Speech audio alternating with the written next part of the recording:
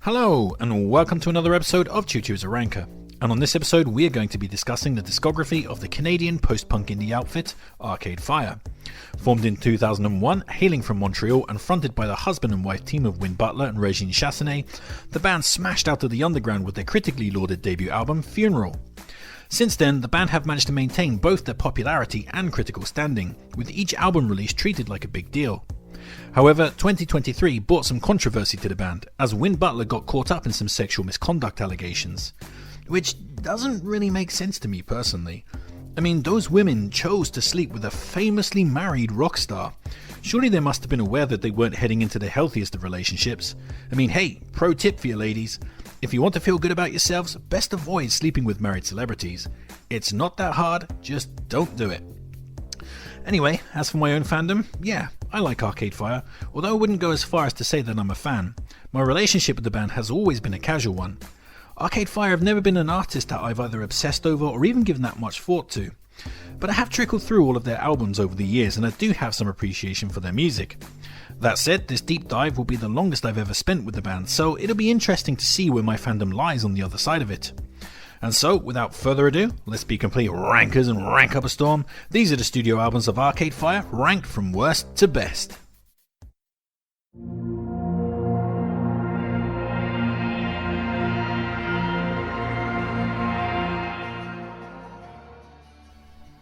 So, we're going to be kicking off this list with We, which was the band's 6th and most recent LP from 2022. And here the band put aside the dance beats that dominated their last two albums and moved towards slickly produced anthemic stadium rock, with a side order of Springsteen-style Americana.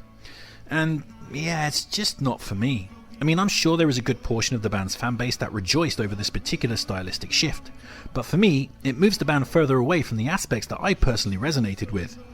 I really just don't like that American Heartland-style production with its slick bombast, which is a shame as there is some decent songwriting on this. But I find as soon as I start digging a track, some production aspect or overly bombastic element will pull me back out of it. A good example of this is the opening track, Age of Anxiety. I mean, it has the parts and components that seem like they're going to work. The songwriting is fundamentally solid, but that overly slick late period Coldplay style production just ruins the track for me. Likewise, the Lightning parts 1 and 2 have potential, but the overly eager Americana Stadium vibes just kind of make me want to back off from the track. I mean, hey, we already have the Killers. We don't need Arcade Fire fighting to take their spot. On the flip side, there are some occasional moments of enjoyment. End of the Empire 1 through 3 is really cool, part miserable ballad and part soaraway glam epic that recalls Queen, while its sequel, End of the Empire 4, has a good weeping melancholia to it. But yeah, you know, I'm picking at straws here. Ultimately, this is a record I don't particularly like and have no plans to come back to. It is the band's weakest record for me by a massive distance. Yeah, what can I say, I just don't like it. 2 stars.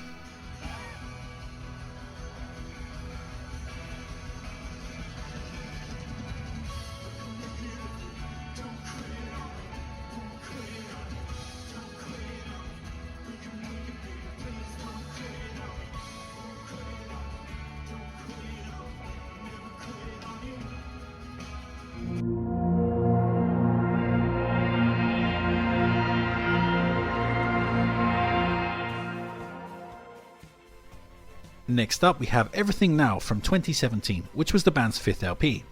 And this one leaps onwards from where their 4th LP Reflector left off, doubling down on the disco beats and synthpop but ditching the subtle indie production in favour of a slick processed sheen. And while I complained about that kind of thing on the previous entry, here it helps power on the record's dancey nature, giving the tunes a slick disco boost.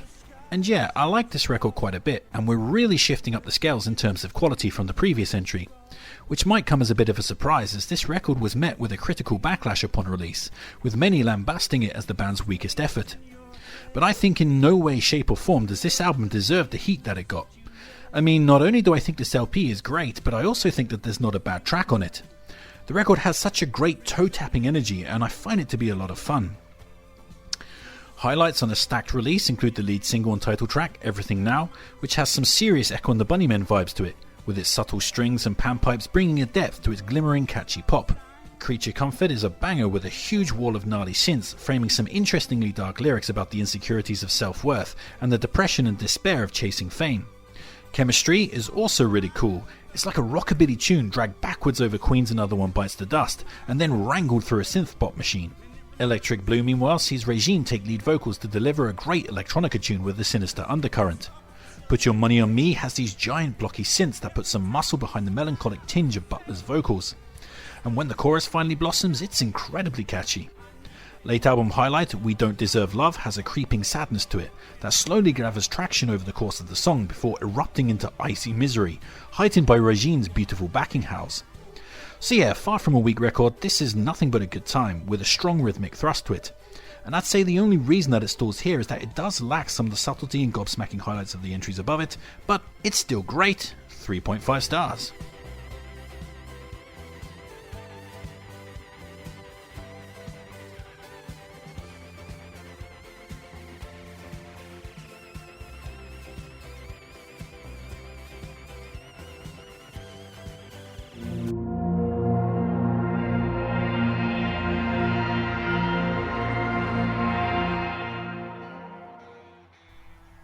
Next up, we have the band's iconic debut LP from 2004, the cheerily titled Funeral.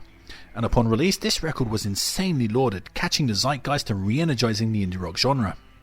And what we have here is a great atmospherically salient album that sounds both like it came trundling in on a horse and cart from the 1800s, but also incredibly trendy, with an undeniably metropolitan cool. And yeah, the major high spots on this LP are just some of the best indie rock tracks of the 2000s. Opener, Neighborhood No. 1, Tunnels, absolutely kicks ass. I mean, the way it starts low but steadily gathers more and more pace until it's just rocking the fuck out is absolutely amazing. I can't tell you how many times I've thrown myself around to the song singing into a hairbrush or my mother's dildo or whatever. Rebellion Lies is another banger with a driving bass line and hammering pianos, and the sudden chord change in the chorus is a lot of fun, as are the urgently catchy vocals. Crown of Love is a fantastic Echo and the Bunnymen Ocean Rain era ballad with a sumptuous string section that powers some great emotional swells, while Closer in the backseat has a good sense of miserable melodrama to it, as Regine summons up the ghost of Bjork and crosses it with Interpol for a memorable track with a thunderous finale. Then of course you have the extremely famous signature tune Wake Up, with its iconic rhythmic guitar stutters and awesome downbeat lyrics, including one of the best opening lines ever. Something filled up my heart with nothing. Someone told me not to cry. And the way Win Butler bursts into bouts of unhinged screaming on the track is just fantastic. So with all of that, why does this record stall outside the top 3, I hear you ask? Well, firstly, simply, I just like the other records more, but also this one does suffer from having a few fillers on it. I mean, that's not entirely fair, as there aren't any bad tracks on this per se. Everything is pleasant and maintains the appropriate atmosphere, but I also can't deny that during tracks like Neighborhood No. 3 Kettles or Haiti, I'm just kind of twiddling my thumbs, waiting for the next hit to come along, and the albums above this don't suffer from that, and so it goes. But yeah, this is still a fantastic debut with a clutch of truly unforgettable bangers on it. 4 stars.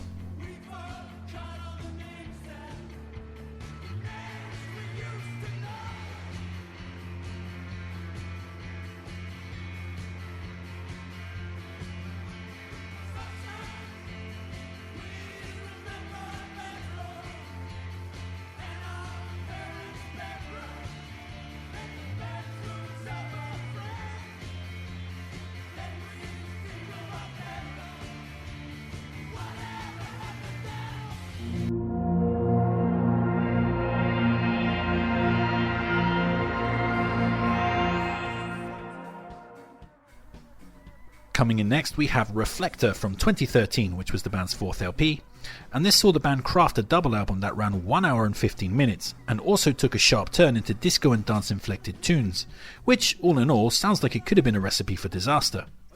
Mercifully, the band managed to knock this one out of the park. Usually, overlength isn't a laudable trait, but here the band used that extra time incredibly well, letting their compositions breathe, giving them ample space to ebb and flow and build up to payoffs that require patience to achieve. It's also here that the band are at their most subtle, layering each track with small details and atmospherics that give the sound much more depth. This is a fun record to come back to find things that you might have missed on previous listens. And then there's just the overall flow and atmosphere. This is a record that really sucks me in and immerses me in the audio universe that it's striving to create. As such, the overall is better than the individual pieces. This is very much an album rather than just a collection of songs. Highlights include the opening lead single and title track Reflector, which is all about the build up and payoff, making you wait through its pulsing disco beats for that sweet climactic explosion. Here Comes the Nighttime is amazing with its slow burn structure, foghorn-like bass and huge sorrowful sounding refrain.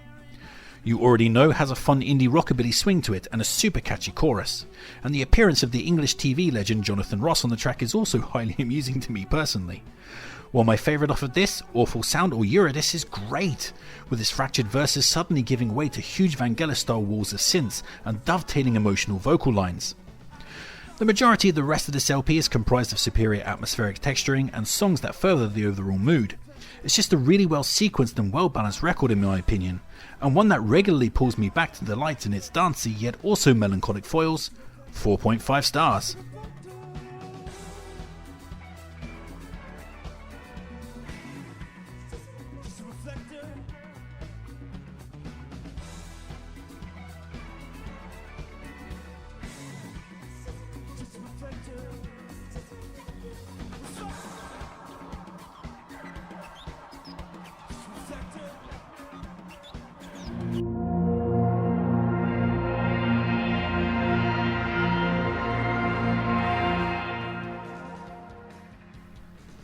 Next up we have the band's second LP, Neon Bible, from 2007. And here we find the band delving fully into gothic post-punk, delivering the darkest album of their career thus far. It also sees Wim Butler crafting his best set of lyrics. I mean, the guy sounds like he has a bee in his bonnet and something important to say on this. And yeah, this record is just stuffed full of magnificent gothic epics that revel in their huge scope and churning angry darkness. Highlights on a consistent banger that rarely takes any downtime include the opener, Black Mirror, which famously gave the popular science fiction TV show its name. It's a fantastic gothic overture with the lyric, "Mirror, mirror on the wall, show me where them bombs will fall," really sticking in the memory. Keep the Car Running is a great jaunty indie jangle tune and the pretty obvious inspiration for Coldplay's Lovers in Japan. Intervention is incredible with its monolithic pipe organs and thunderous stomp, and Wind's pained howls of "Working for the church while your family dies," and "Every spark of friendship and love will die without a home," are particularly brutal and really cool in a supremely dark kind of way. Black Wave, meanwhile, is absolutely brilliant, with the first half being a tuneful Regine-led jangle track before it all suddenly comes crashing down in the second half with a stormy tsunami of post-punk darkness. And as someone who experienced the 2011 tsunami in Japan firsthand, it also has a good bit of personal relevance for me. Windowsill uses its basic arpeggiated composition to frame an irate butler spitting out venomous lines like, "I don't want to live in my father's house no more. I don't want to live in America no more." He's just broken by the disturbing world that surrounds him, while No Cards Go feels like a sister epic to Wake Up with its pacey rock and frantic keyboard breaks. And the moment where Wind starts his roll call, "Old folks, let's go," like presumably for some kind of arc while the rest of the world drowns, always gives me chills. And lastly, My Body is a Cage is a phenomenal closer. Its skyscraping church organs are hugely impressive. So yeah, this LP is absolutely brilliant. Even its weaker moments, such as the blustery The Well on the Lighthouse, still have their minor charms. 4.5 stars.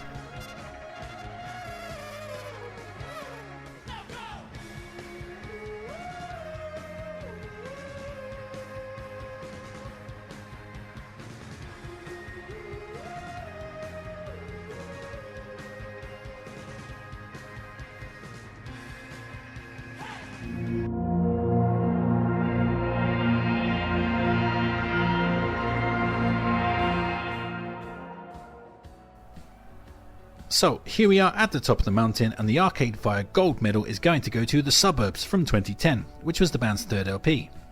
And more than any other record I can think of, this really reminds me of The Cure's masterful double album Kiss Me, Kiss Me, Kiss Me. Similar to that LP, The Suburbs is pretty long at 16 tracks in an hour and 4 minutes. It also doesn't really have much in the way of towering high spots, instead relying on a rock solid level of consistency and a lot of variety within its textures and atmospherics. And just like Kiss Me, Kiss Me, Kiss Me, the album coalesces into a flowing piece that elevates the entire experience far beyond any of the individual pieces.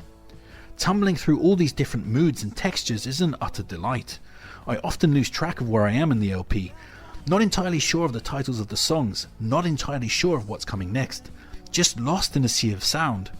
And the further I tumble through the track list, the more the record engulfs me and richer come the atmospheric rewards. It kind of feels like a lyric that I love by the folk band Kings of Convenience from their song Summer on the West Hill. I will never know the names of these places that I travel through to reach the coastline. I've been told I will be there in time. But of course there are unmissable moments that come rising out of this ocean to dominate your thoughts like a horizon-swallowing sea monster. Modern Man, for example, with its catchy immediacy and guitar work that you'd swear was the Smiths. Or Half-Light 1 with its beautiful weeping string section and abject despair. Suburban War is unavoidable with the rattling tom work that dominates its awesome climax.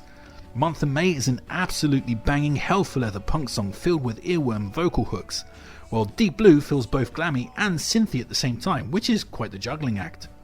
And by the time you get to the double act of Sprawl 1 Flatlands and Sprawl 2 Mountains Beyond Mountains, I mean, just get the fuck out of town. Amazing! Sprawl 1 with its low maudlin minimalism and Sprawl 2 with its epic 80s synth pop. So yeah, this album is phenomenal. Every track on it enriches the overall experience. In fact, I'd go as far as to say that this is one of the best indie rock albums I've ever heard. If I could go back in time and give myself a good hard slap for not putting this at the top of my 2010 Album of the Year list, I would definitely do that. I love it, and obviously this gets a very easy 5 stars. And now I've come to the end of my deep dive, the question remains, did I gain more appreciation for the band? And the answer is yes, very much so. Revisiting the band's best work put things in sharp perspective for me, and it was here on this run through that the Suburbs really truly blossomed into an all-timer. I fell head over heels in love with that record. And that's it, that's my list. But of course that won't be your list, so please sound off in the comments section and tell me how you'd rank these records. Like, share, subscribe and all that other kind of YouTube jazz. Feel free to check out the Arcade Fire Spotify best of that I personally curated. Links in the description below. Make sure to take care of yourself, but most importantly, just keep on ranking.